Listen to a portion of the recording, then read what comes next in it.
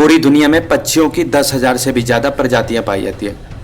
सभी पक्षियों के वही दो पंजे, दो पंख और एक गर्दन होती है, लेकिन इन्हीं में से एक ऐसा पक्षी है जिसकी एक अलग ही पहचान है, जो आसमान का सीना चीर के हजारों मीटर ऊपर 120 किलोमीटर की रफ्तार से उड़ता है, जो खुद के कई गुना अधिक वजन के शिकार को भी अपने पंजों में दबोच कर उड़ जाता है, और इसीलिए उसे पक्षियों का राजा कहा जाता है, जिसे हम सब बाज के नाम से जानते हैं। और एक बाज इतना ऊंचा मुकाम हासिल करता है अपनी ट्रेनिंग और अपनी पुनर्जन्म की वजह से।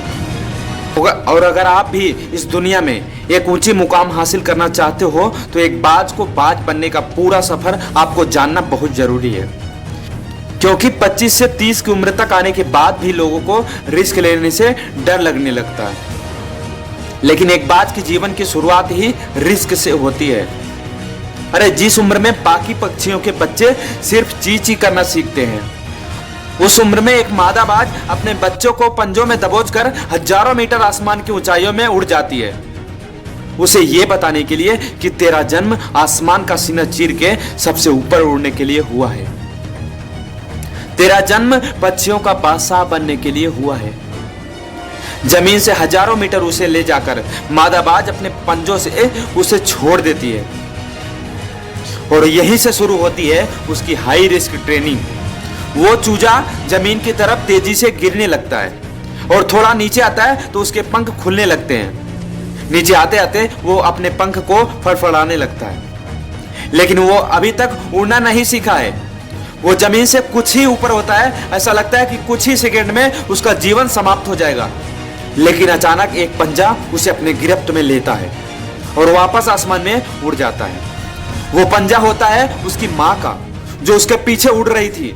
उसकी यही ट्रेनिंग तब तक चलती रहती है जब तक वो उड़ना नहीं सीख जाता।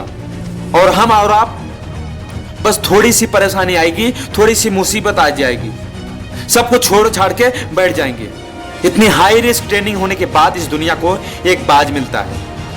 अरे बारिश के वक्त जब सारे पक्षी आश्रय की तलाश करते हैं ना, तब यही बाज उसी बारिश में आसमान को चीरते हुए ऊपर निकल जाता है और बादल से कहता है कि तू वर्ष ले कितना बरसेगा, और फिर नीचे आकर उन्हीं को चैलेंज करता है। एक बाज की उम्र 70 साल होती है, लेकिन जब वह 40 साल का होता है ना, तब एक बहुत बड़ी परेशानी उसकी जिंदगी में मौत बनकर आती है, जो आपकी परेशानियों की तुलना में 1000 गुना बड़ी होती है। क्योंकि 40 की उम्र में बाज की चोंच इतनी मुड़ जाती है कि उसे शिकार निगलने में बहुत परेशानी होती है। उसके पंख भारी हो जाते हैं, छाती से चिपकने लगते हैं, जिससे उड़ना बहुत मुश्किल हो जाता है। उसके पंजे लंबे और लचीले हो जाते हैं, जिससे वो शिकार को सही से नहीं पकड़ पाता। अब उस बाज के पास सिर्फ 3 रास्ते होते हैं। पहला, या तो वो अपने शरीर को त्याग दे, और दूसरा गिद्ध की तरह छोड़े हुए भोजन पर निर्भर हो जाए, और तीसरा सबसे कठिन और पीड़ादायक रास्ता अपने आप को पुनः स्थापित का। और आपको जानकर हैरानी होगी कि बाज जो है वो तीसरे रास्ते को चुनता है। वो फिर से आसमान का सीना चीरकर उड़ने का वाला, और वो इसी तीसरे रास्ते को चुनकर अपने आसपास के छोटी से चोटी पे पहुंच जाता है। वहां पर अपना घोंसला बनाता है, और फिर शुरू होता है परेशानियों को जड़ से उखाड़कर आसमान में उड़ने का सफर।